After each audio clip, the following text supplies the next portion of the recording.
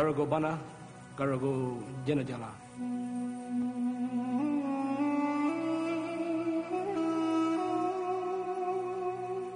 No límites, no fronteras.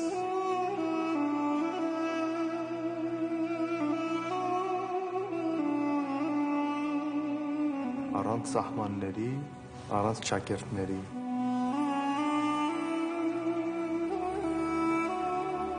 No borders, no boundaries.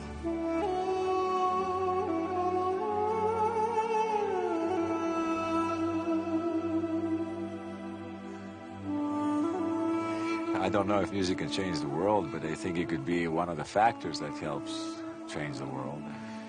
If, in some small way, I could even help one person change even their mood, something as simple as that, from being sad to give them relief from anxiety or sadness. I mean, how amazing that you can do that. The planet is very small nowadays. It's getting smaller and smaller. And as the population increases, I think it's becoming extremely important that we learn how to accept one another and particularly, at least, tolerate one another. We must come to realize that there are as many ways to live life as there are people on this planet.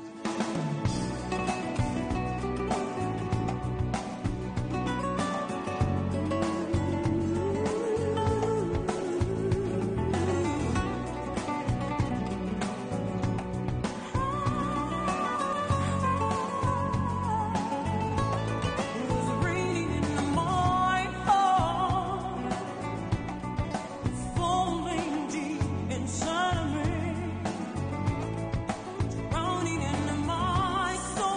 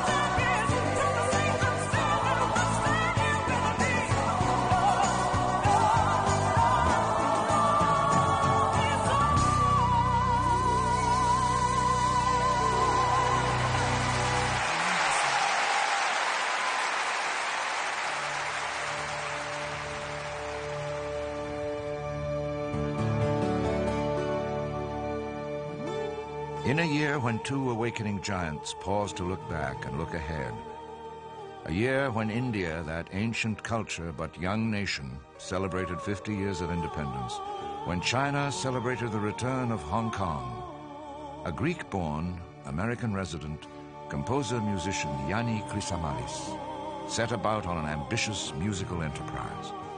He would be the first to stage a major concert at India's Taj Mahal, the first to do so at China's Forbidden City.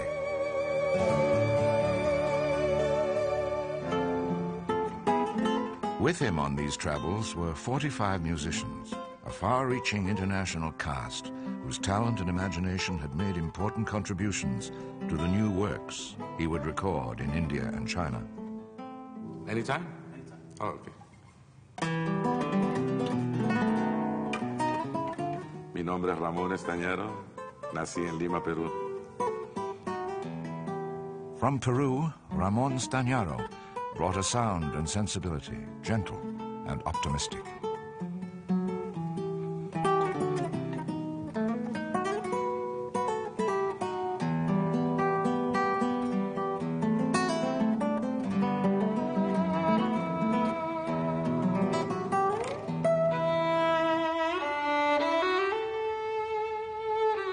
Conductor Armen Anasian is from the former Soviet Republic of Armenia. When the Bolsheviks won the revolution and toppled the Tsar, they just went around sticking their flag everywhere and just basically collecting these different peoples. And the overall plan was to make one giant Russian nation. And evidently, that didn't work.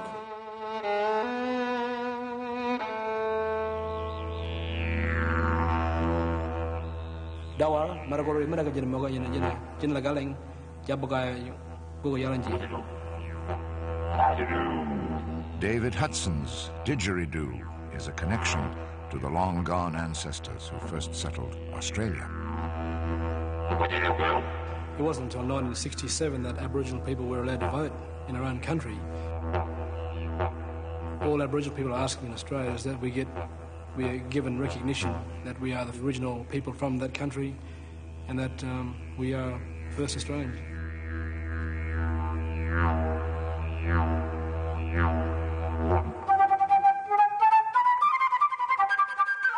Mi nombre es Pedro Eustache y nací en Caracas, Venezuela, Suramérica. Pedro Eustache, his instrument an extension of his demonstrative personality, is from polyglot Caracas.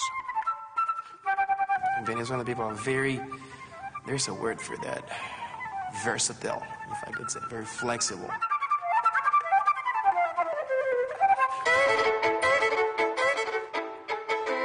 I'm just kidding. I'm just kidding. Violinist Karen Briggs knows city and country, raised in New York, born in the Virgin Islands.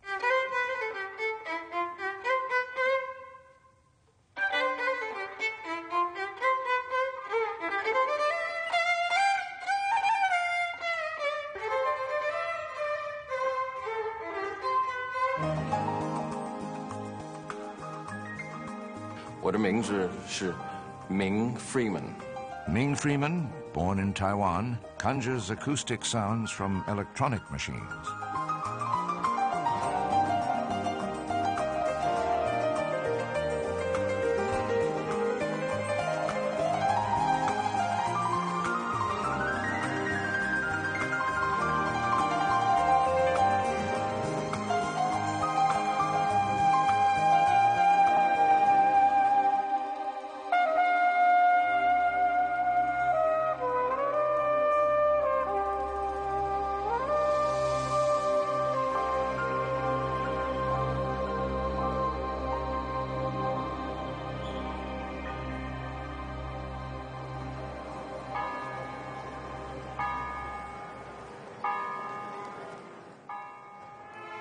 Yanni's home is a postcard, mountains on top of beaches, in a horseshoe around a wide bay.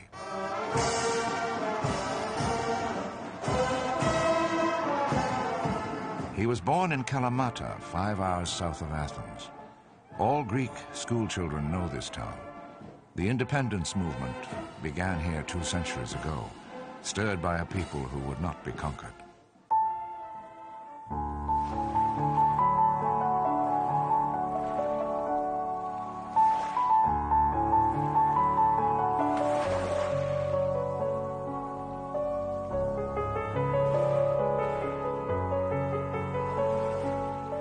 Today, his parents live just outside town in a home bought by an immensely grateful son.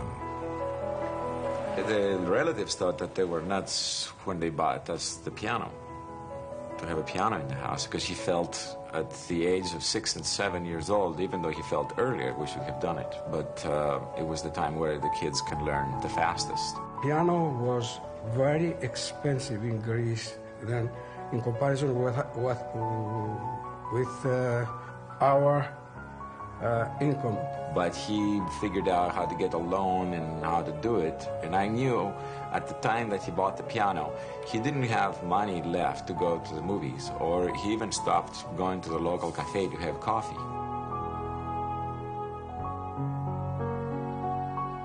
If I buy it 10 years later, it will be useless. No, nothing can be done 10 years later. They have to start right now. And we started at the right moment.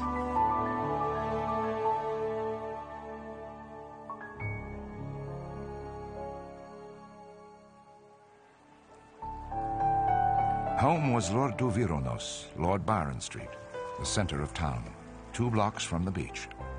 3 children altogether, and Sotiri and Felica Chrysamalis wanted George and Yanni and Anda to go to college in America. To do this, they had to sell their house. So he, in the middle of his 50s, he would have to go rent a home and never knew if he was going to ever have enough money again to buy a house. We're talking altruism here. I mean, he did, and obviously my mother, I keep talking about my father, obviously they both were involved in the decisions. Both of them felt they should do what was necessary to be done in the moment in time where it was supposed to be done. That kind of love that comes in you never goes away. It never dies. It never diminishes itself. It lasts forever. And that's why I talk about love in my concerts, because I know. I felt it. I have it in me. It's the only constant.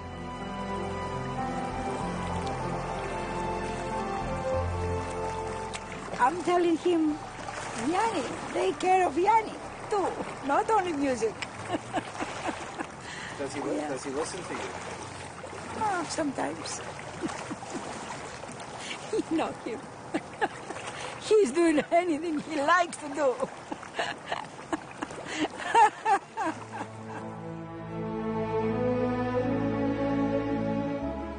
My father would take me up for these long walks up in the Greek mountains.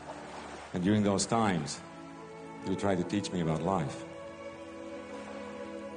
He was always trying to teach me simplicity and appreciation for nature. He liked to say that the best things in life are available to any human being. So you see, greatness has nothing to do with success or money or possessions.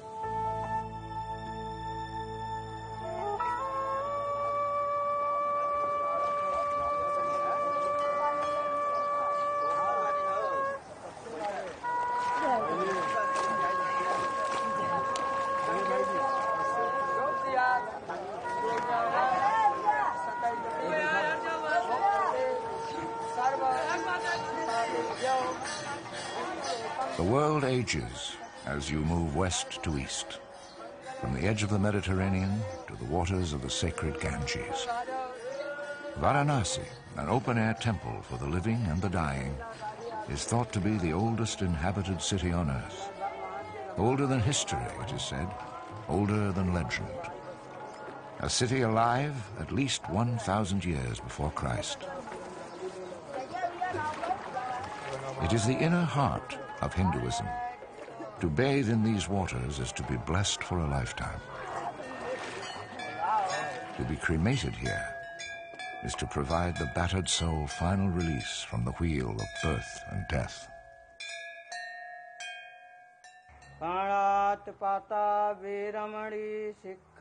Long, long ago, a prince who had renounced a life of luxury came to Varanasi, and in a nearby deer park, he gave his first sermon. Here, Siddhartha Gautama, the awakened one, the Buddha, told his first disciples of how he had seen a way to end suffering and discover nirvana, the great peace.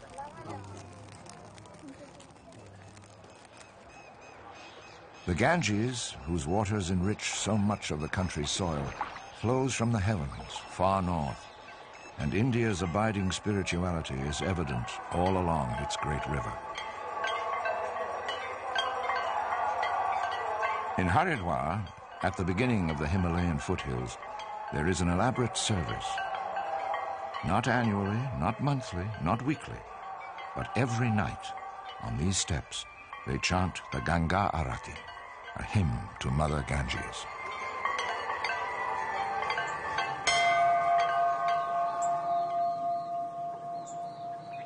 The faithful are unexceptional here. North of Rishikesh, on top of a mountain, a temple keeper for decades awaits what has long been only a trickle of pilgrims.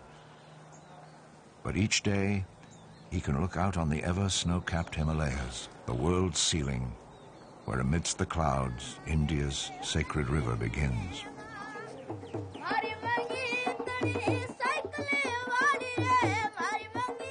India is an illogical idea. One divinity, many gods. One nation, contradictory faiths.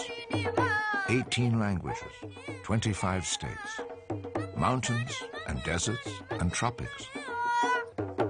Poverty without despair. A million mutinies. A miraculous union.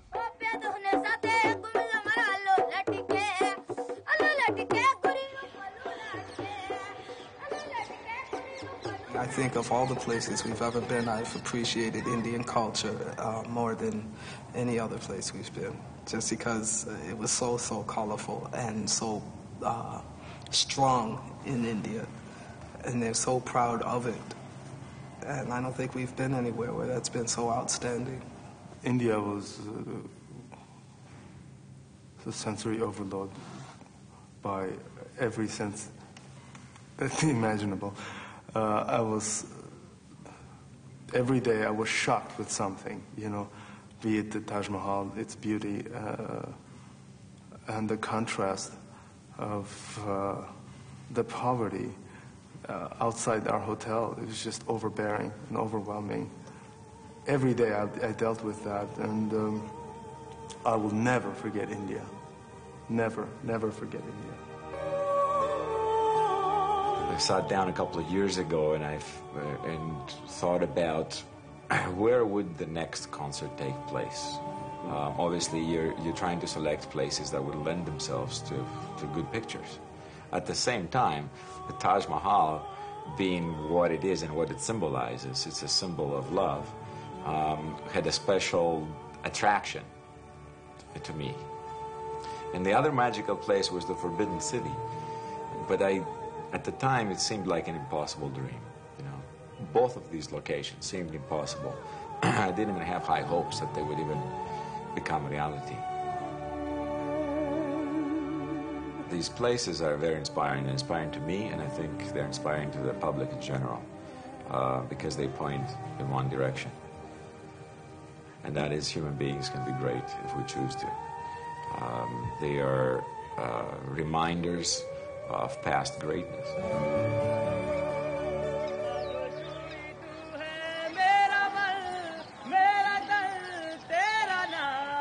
It is linked to the holy river by a tributary of the Ganges. So for Hindus, it touches the divine. But this structure of immense beauty, this symbol of India, is better described as a welcome stranger.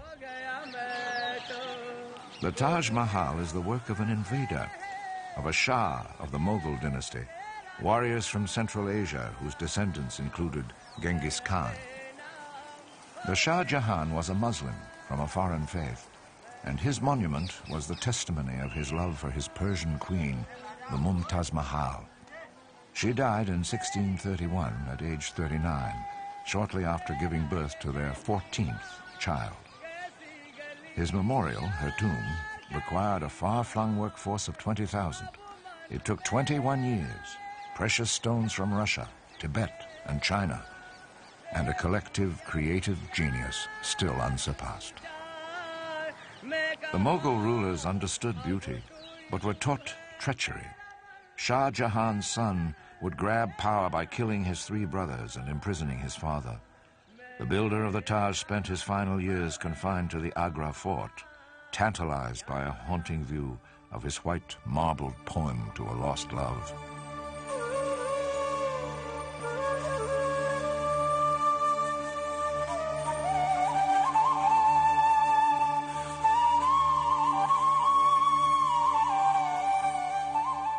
India's rivers rise with the monsoon season, then slowly dwindle.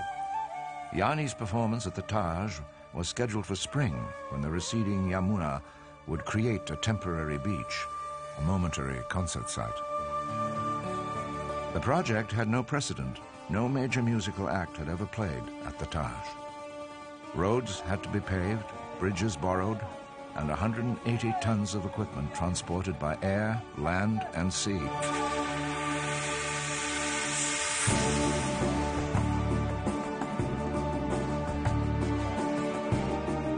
Ram Kohli and Venkat Vardhan, early supporters, were the principal organizers inside India. We had to create everything from scratch, the entire infrastructure. I put almost 10 months' work. Sometimes I worked for 18 hours a day, sometimes I worked for 10 hours a day, but it was always work. I think I just had faith in it, and there is a God above for the hard work we put in. Sometimes my wife says, "What the hell are you doing?" Uncertainty followed this unlikely project. The merits of Yanni at the Taj were debated for months by India's democracy of voices. Yanni should have his privacy and should not jump from the Acropolis to Taj Mahal, from Taj Mahal to Agra Fort. Yanni, he brings the ambience into it. He says that India has arrived, really arrived. Let music grow slowly and peacefully. I am not mad keen on publicity rather than music. We need a change, basically, and this guy is, for me, it's a dream come true. One does get the feeling with Yanni that there's an enormous amount of publicity seeking. You can't let music grow with all this television jazz. If he gets inspiration from the Taj, why not compose something and then play it in front of the Taj?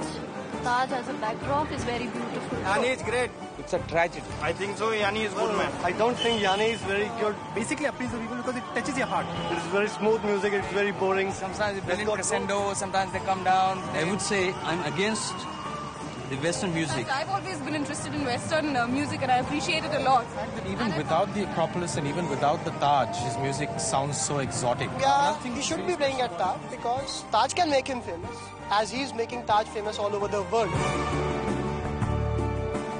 Proceeds from ticket sales and sponsorships. In the end, $2.7 million were to be donated to a Taj preservation fund. A local tailor relayed the word on the street. Like many, he suspected government officials would steal the money. Somehow, he said, they needed to be made accountable. Meanwhile, a local government official talked of new vistas and pious cows. A new vista, a new field has been opened. Because up till now, we used to think that Taj is a pile which cannot be touched. In the Taj backyard, roads were improved by a well-balanced workforce. Pontoon bridges placed across the shrunken Yamuna by a festive, tidy Indian Army brigade. I think the biggest concern of mine as well as my production people was the stage itself. If you dig from 4 feet below this, we hit water. So we had to devise a way with what was available here to put up such a big stage to withstand the load that was given to us, which we achieved. With a week to go, 2 petitions to stop the concert were rejected by India's Supreme Court. The court satisfied that this extravagant sound and light show would not harm the monument. It took him a year to accomplish what he describes as a lifelong dream, after fighting off allegations that his concert at the Taj Mahal would irreparably damage the monument. Greek composer Yanni has finally been given the go-ahead to perform in Agra. A lot of the objections were raised 10 days before the concert, which was a little curious. Well, personally, I feel that most of the people who opposed it were looking for personal publicity. If they would have come and discussed the details with us, me, the organizers, me, Yanni, the other people, we would have satisfied them. The last threat was the most disconcerting. Watermelon farmers, unable to cultivate the beach area being used for the concert, said they hadn't been compensated. It was reported they were prepared to torch themselves. I think it obviously made a good story for the media because farmers burying themselves at the Yanni concert sells newspapers. And I wanted to meet with the farmers in person because I wanted to see what was going on. And I ended up meeting 7 people that were incredible. One in particular that I had a very strong connection with, which seemed to be their spokesperson. His name was Bipti Ram.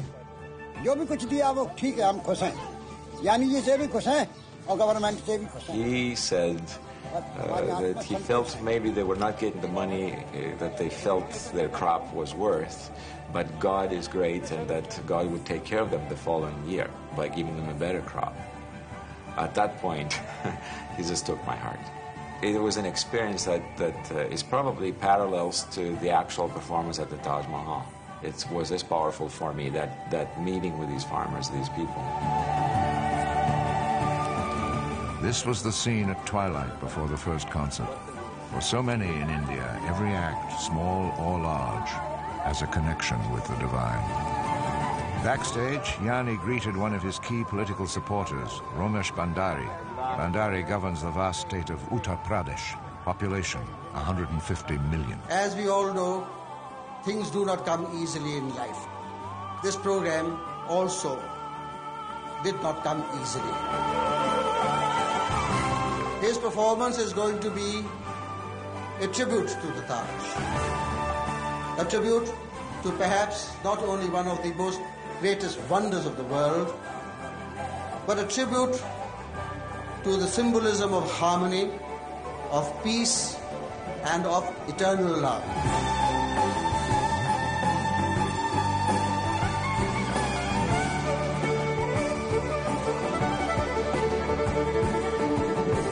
I question sometimes whether the United States would allow someone to come from another country and set up a band in front of, let's say, the Statue of Liberty and rope it off from the public and hire the U.S. Army and allow them to perform.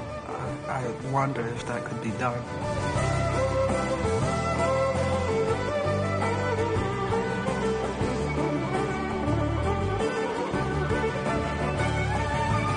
Turning around to see the Taj Mahal deeply affected me. My inner being was very moved. You're always going to have your critics, and someone's going to smash you. So it doesn't really matter. He wanted to do this. It was his dream, and he was able to do it. And I think that's pretty amazing. I think some of the objections came out of ignorance. And that's why, essentially, the Supreme Court allowed us to do what we did. I felt that my music was appropriate to be performed at the Taj Mahal. Here we go. Take 6. Take 3. The moment I'll remember most, on the 20th of March, when Yanni came to stage, I almost cried and I had tears in my eyes. I was most satisfied person on this earth.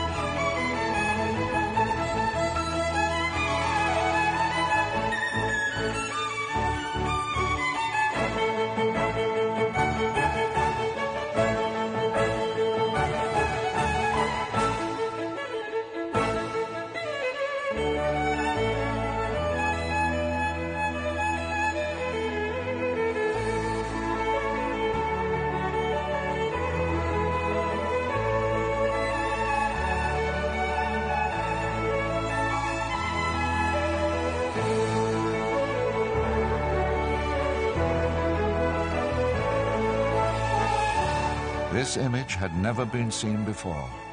For the first time in its nearly 4 centuries, the Taj was lit at night.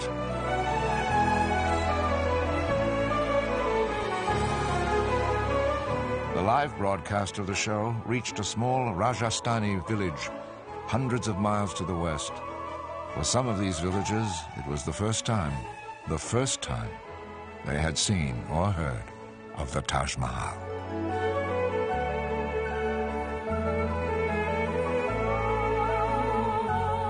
Well, I think it's essentially the celebration of freedom, and what I think is thematically the most significant, which is the triumph of the human spirit, whether it is getting independence, getting freedom, whether it is Yanni, going through all the various protests or, uncertainties that happen to crop up, finally the triumph of the human spirit.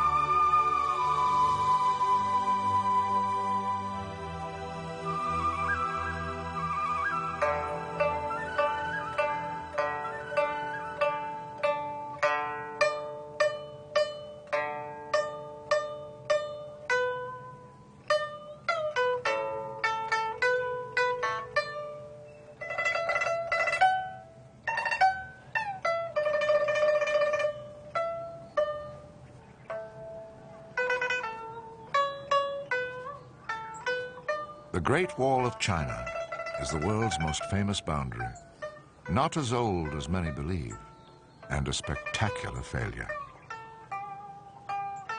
Before there was such a thing as a wall defining much of China's northern border, many of the country's ancient rulers believed engagement with the surrounding nomads was the more prudent course. Only the inward-looking Ming dynasty, ruling from 1368 to 1644, truly attempted to contain the barbarians beyond with a vast wall unlike any built before. It danced like a dragon along the frontier, built by thousands, stretching hundreds and hundreds of miles. But lonely soldiers often traded with the enemy, finding peace more profitable. Others accepted bribes. And when the fast-moving horse-driven Mongols successfully invaded in 1550, they avoided the wall altogether. There were still bricks to be laid in this Fear Thy Neighbor construction campaign.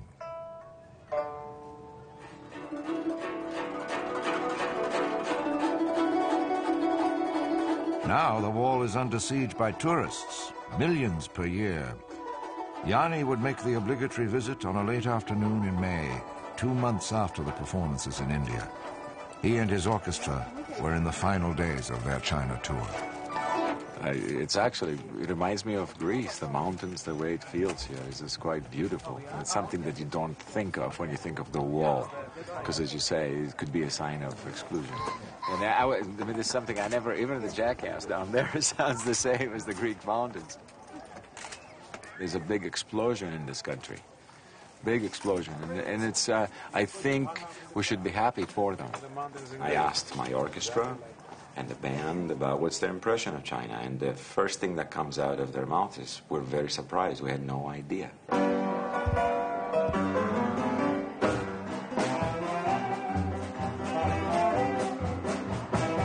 At the Peace Hotel in Shanghai, the old jazz band has been reborn. Their gig was suspended, their instruments hidden, during the darkness of the Cultural Revolution. Now another revolution is underway, prompted by a simple but astonishing remark from the late Deng Xiaoping. To get rich is glorious. Shanghai is leading China's bungee jump into capitalism. In the summer of 1997, the city was supporting 22,000 construction sites. Across the river, around-the-clock shifts and billions of dollars are transforming farmland into a jungle of skyscrapers. An instant Manhattan. Shanghai is changing every day. Hope you have a good time here, and we should come here again. Thank you.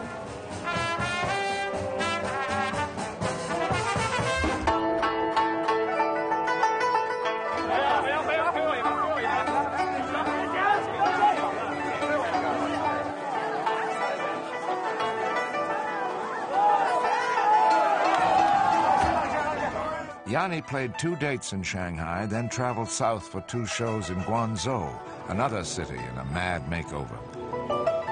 Here, food rules, fresh and in great variety. In Guangzhou, the Chinese say, the locals will eat anything with 4 legs, except perhaps a table, and anything that flies, short of an airplane.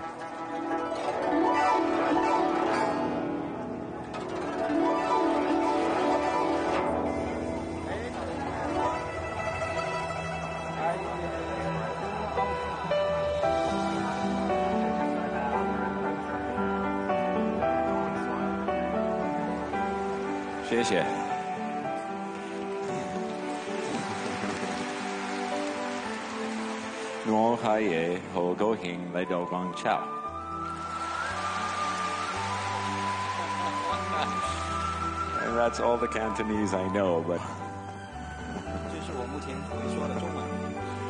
I promise next year when I come back, I would have practiced a lot more. I would have learned a lot more.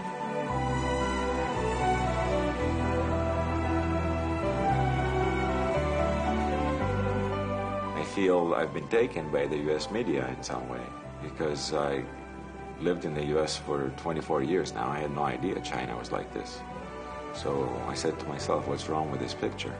How come we're not aware that China is really flourishing? It looks like my information about China was wrong, you know. I expected something different, but such a great country. So far what I saw is just amazing.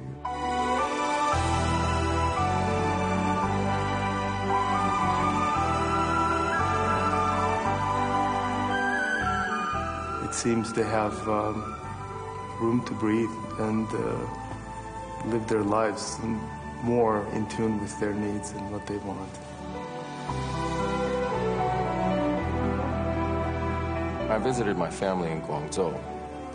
I noticed a definite change in their consciousness. They were much happier people, and there was much more hope in their eyes.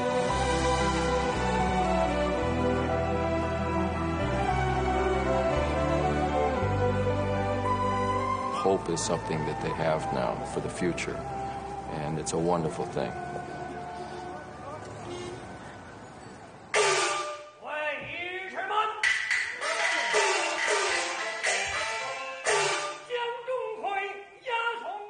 No sound is but a song, no movement but a dance. Beijing opera is one of the world's oldest art forms, a riot of color and symbolism and percussion. But it is noise to China's young, and it may die in a generation. In the western district of Beijing, there is a school which addresses these new tastes, the Center of Electroacoustic Music of China. I began doing music right after college, full-time, and it took me 15 years of hard work, sometimes 12 hours a day. In a small classroom, a curiosity from the West came to be quizzed. A musician who did not read music, who instead used self-made hieroglyphics concocted in his boyhood.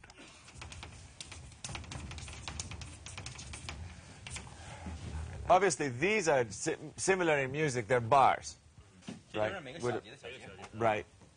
A little sign over a note like this says that this note underneath that is the highest note on the bar. I started doing it when I was 8 or 9 years old. 我在大概8、9岁的时候呢，开始使用这种方法。And at the beginning, it was just chords and a few notes. Eventually, I learned how to do rhythm in there also, the syncopation. 在以后的日子呢，我也学会了怎么在里面加入节奏之类的这种符号。This is the beginning of a piece of music called Keys to Imagination. 这是我们在那个叫那个打开梦国的钥匙的那个曲子的开始的部分。It goes like this. No. That's it, right there. The students also knew that this traveler with his own musical language uses an odd musical math, pieces which sometimes waltz in 7/8. 1, 2, 3. So, if you were in Greece, that's where you would dip. You know, it says 1, 1, 2, 1, 2, 1, 2, 3. There is one part of the bar that, as you're counting, it gets a little longer. So there's strong points in the bar, much like in rock and roll or anywhere else. They say boom, pa, right? This one is a little more complex. It's a little more flighty. And Santorini has that beat, chunk, chunk, chunk, chunk, chunk, chunk, chunk, chunk, you know, but it's faster. Chunk, chunk, chunk, tung, tung, tung, 1, 2, 1, 2, 1, 2, 3, 1, 2, 1, 2, 1, 2, 3, 1, 2, 1, 2, 1, 2. That's all it is. I'll start it. We're gonna speed up. Here. Okay, so it's gonna go 1, 2, 1, 2, 1, 2, 3. Yeah.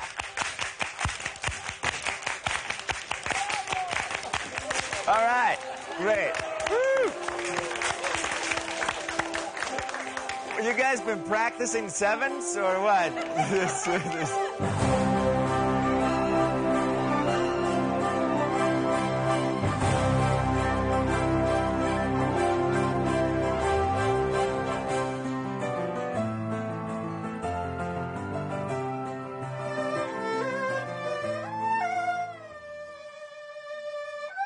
It was thought to be the center of the world, a paradise on earth made for one man by 1 million laborers 5 centuries ago.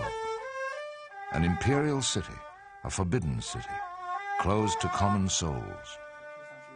175 acres, 800 buildings, 9,000 chambers. A surreal life of eunuchs and concubines and daily sumptuous feasts centered around an emperor who ruled with the mandate of heaven. It was constructed in the Ming dynasty, the era of wall building and supreme mistrust. And this cocoon of palaces would house a succession of weak, detached rulers. The dynasty was ultimately toppled by a foreign invasion, Manchurians from the north taking advantage of internal dissent. The last true Chinese emperor hung himself from a tree on a hill, overlooking a paradise that could not last.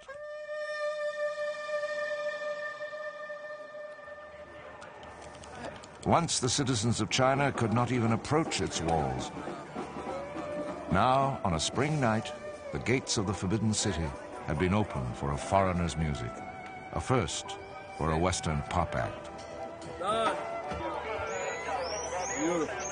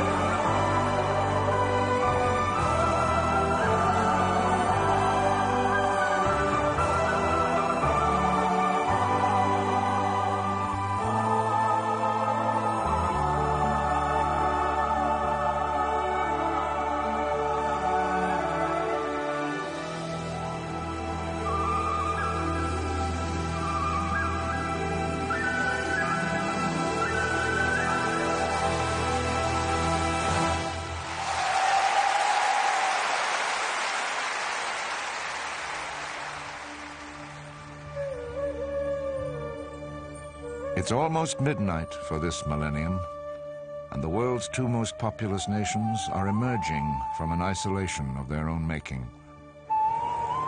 When British rule concluded 50 years ago, India decided to outline its future without the assistance of the powers beyond its borders. An identity needed to be carved, a social contract acknowledged. And this still young nation, nearing 1 billion people, amidst so much diversity, continues the great adventure of sustaining democracy.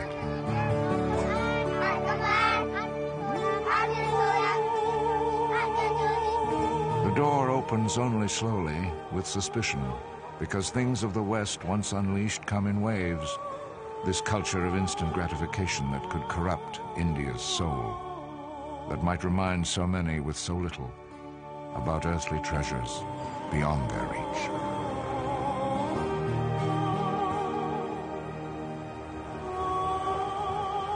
China, too, has a universe inside its borders. That much of its multitude lives with a measure of pride and dignity is rather remarkable. In the last 5 decades, divine misfortunes, flood and drought and earthquakes have been accompanied by incredible man-made misery.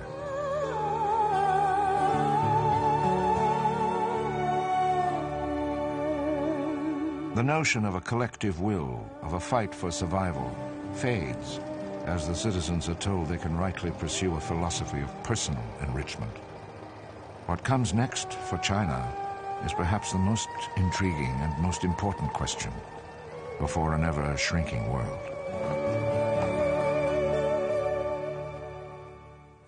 That's our Aboriginal flag from Australia. So black represents the people, yellow represents the sun, red was the blood that was shed.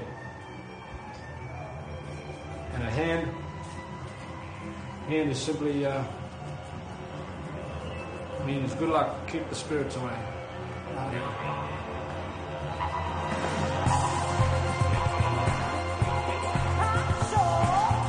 I think we cannot be confusing governments with the people and ideologies with the people. And from my travels around the world, I have found that people around the world are the same.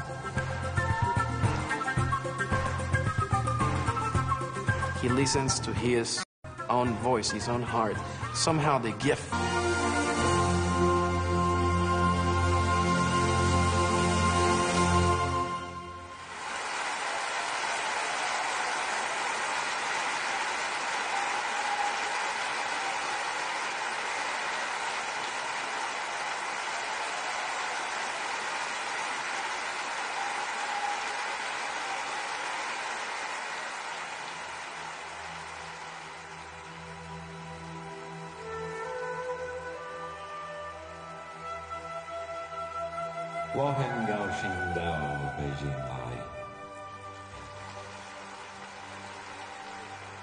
And this is all the Chinese I know for now.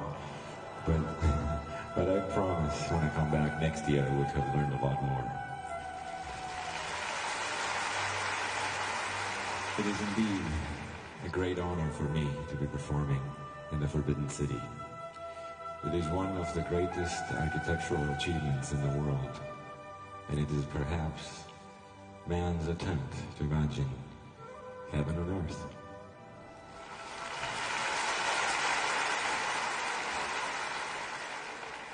For the past few weeks I have been touring China, and I have been deeply moved by the warmth and by the acceptance of the Chinese people. And I know that when I return home I would have been changed by my experiences in China. We will continue now with a new composition. This one is called Renegade.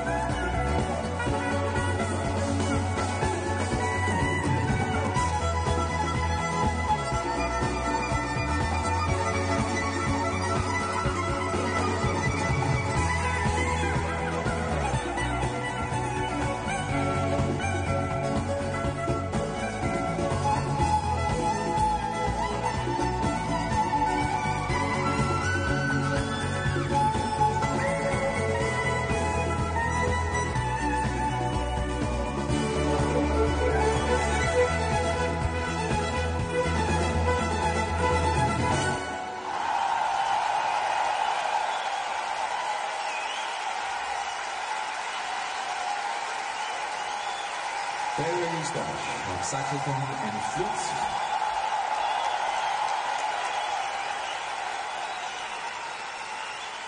And Karen Briggs on violin.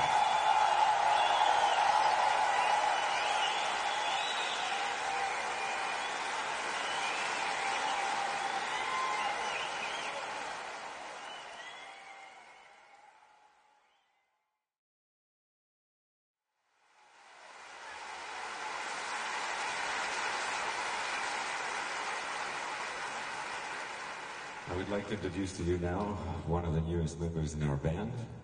His name is Ramon Stagnaro. He is from Peru, and he plays the guitar.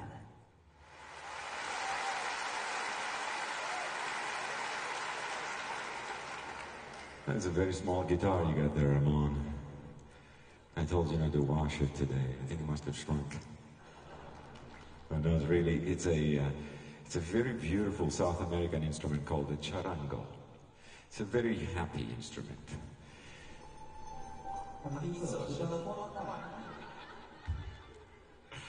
Ramon introduced me to this instrument a few months ago, and I just decided to open the next piece of music using the charango. This one is called the Waltz in 7/8.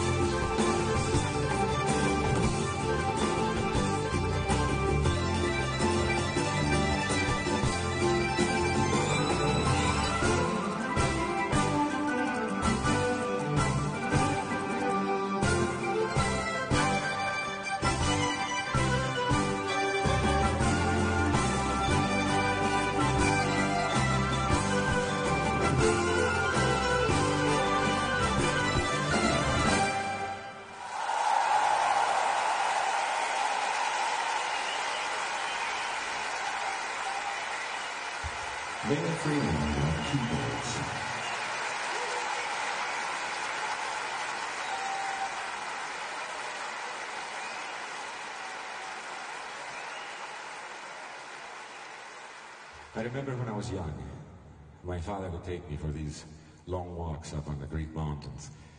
And during those times, he would try to teach me about life. He was always trying to teach us simplicity and appreciation for nature. And he liked to say that the best things in life are available to everyone because they're inside us, like truth, imagination, creativity, love, kindness, compassion. So you see, greatness has nothing to do with success or money or possessions.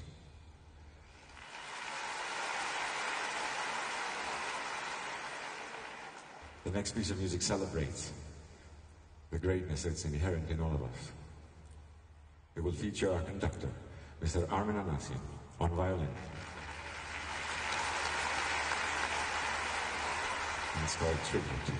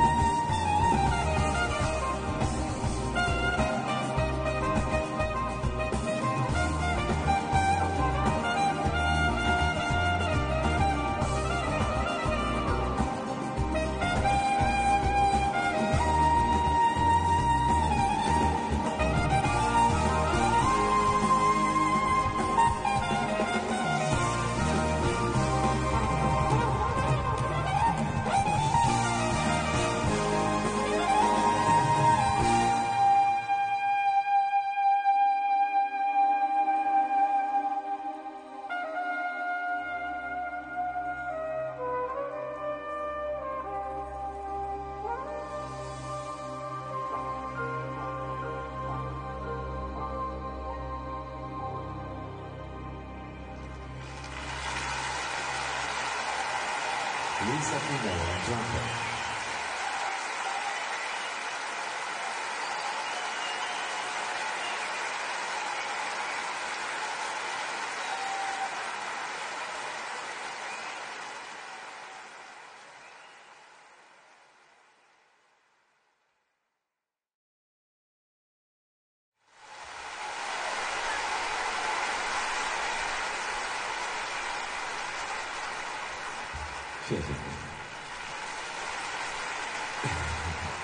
The next piece of music, believe it or not, was inspired by a nightingale.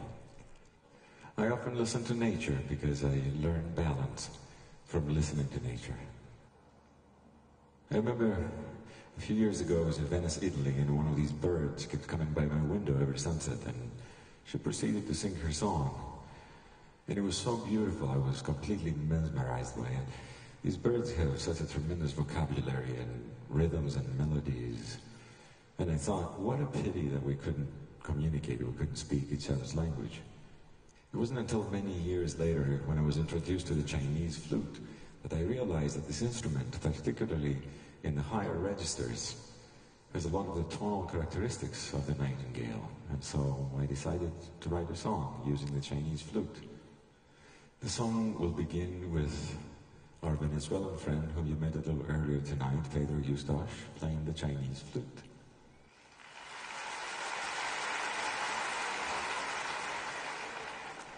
It's called Nightingale, and I'd like to dedicate it to you.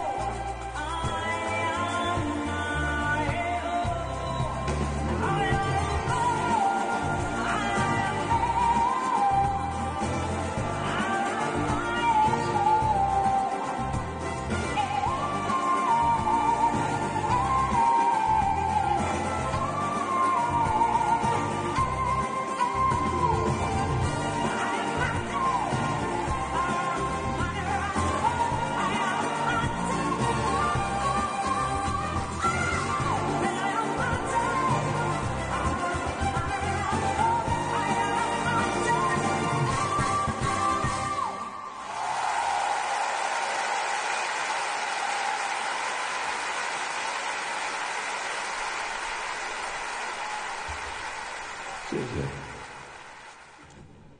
Of all the forces that are exerted on us over our lifetime, at least for me, love has been the most powerful of all.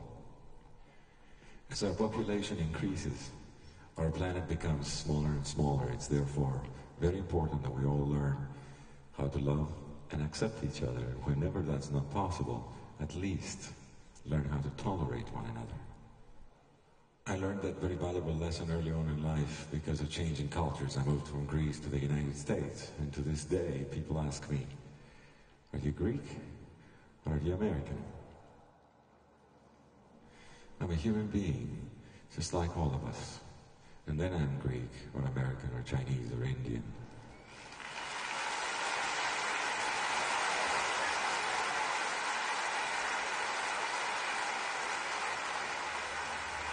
We must come to understand and realize that there are as many ways to live life as there are people on this planet. 2,500 years ago, Socrates said that the perfect human being is all human beings put together. It is a collective. It is a we.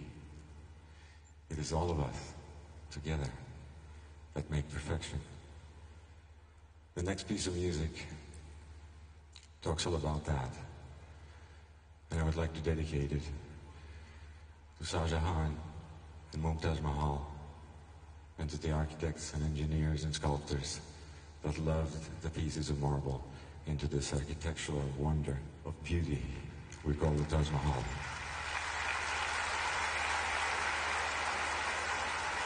And also, I would like to dedicate it to all the people in India who loved this concert into existence, and thus enabling us to send a very powerful and much needed message around the world, a message of love, unity, acceptance, and tolerance. The song will begin once again with our Venezuelan friend Pedro Eustache playing a 2,500-year-old Armenian instrument called the duduk. It's called Love Is All.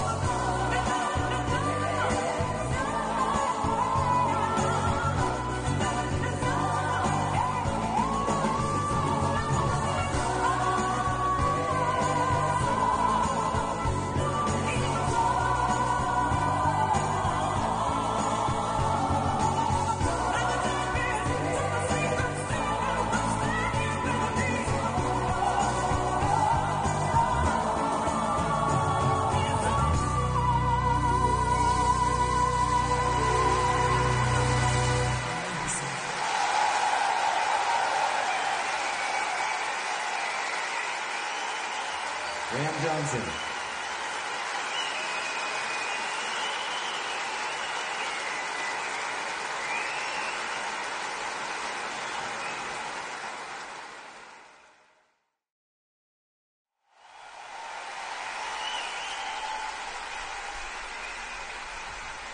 Good. You know, in looking for the best musicians in the world, I ended up with the United Nations. The musicians in this orchestra represent a great many of the world's nations, and without them, I couldn't have my music materialize. I would like to introduce to you now our symphony orchestra.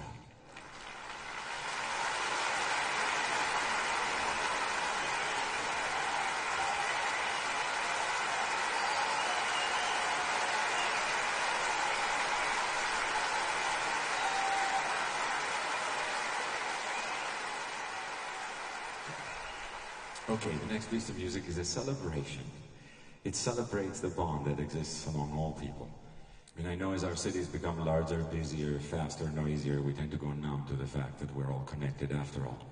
So why don't you join us in the celebration? This one is called Nikinana, We're One.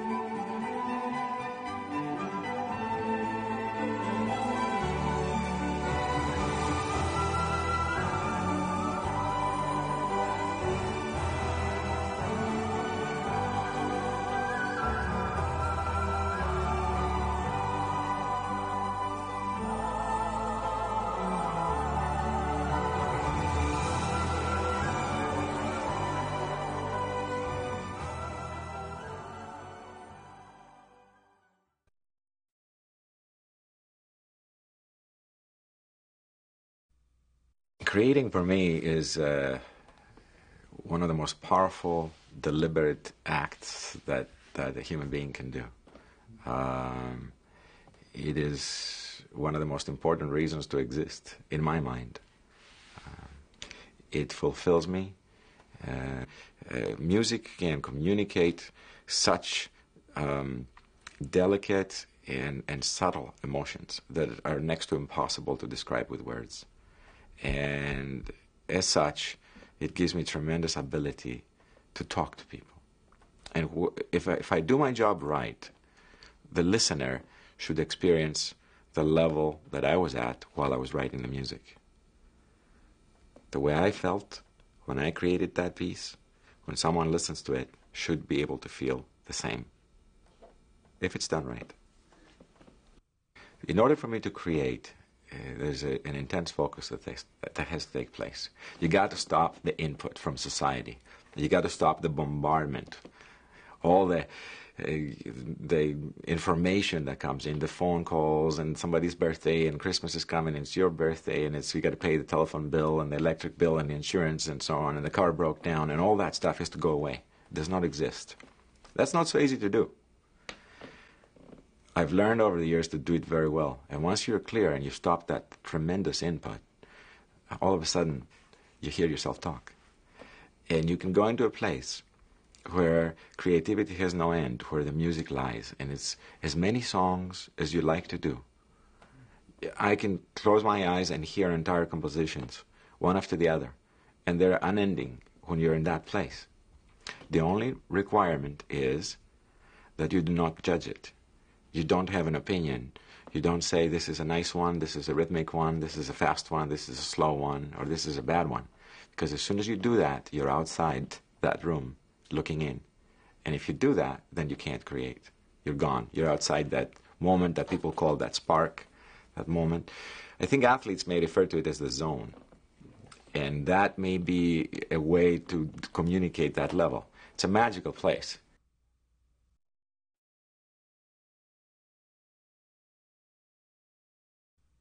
After I finished the last tour, which was about 110 concerts, I was very tired, to say the least. And tired is not the right word. Exhausted. And I was in a very bad place, dangerous place, actually, to be. Very, very difficult place. It's a place where you have everything you want, but you're not happy. And it does not feel very good. So the first thing I did is I packed up and I went to Greece and stayed with my parents until I felt that I was healed. And the way I knew is one morning I woke up and looked at the sunrise and I was happy. And then I knew, okay, you're healed. Now you can begin thinking about what you want to do next. I traveled for a few more months after that. So when I got here and it was time to record, I was bursting with ideas.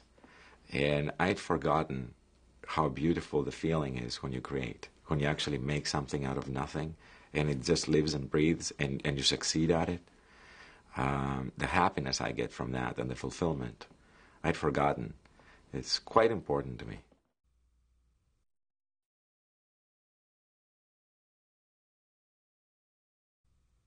The water has been a big part of my life. I grew up right next to it. I spent most of my days in it when I was a kid. Just being able to look on an open ocean where your eyes don't focus at 10 yards or 20 yards, but they focus at infinity. It's a part of me that I missed when I left Greece. I missed it very much, and it cost me a lot. And every summer I would go back home and I would see the place again, and I would say, that's what my soul needs. That's what I love. I love this place because it reminds me of Kalamata. It reminds me of where I was born. Similar temperature, very close to the ocean, and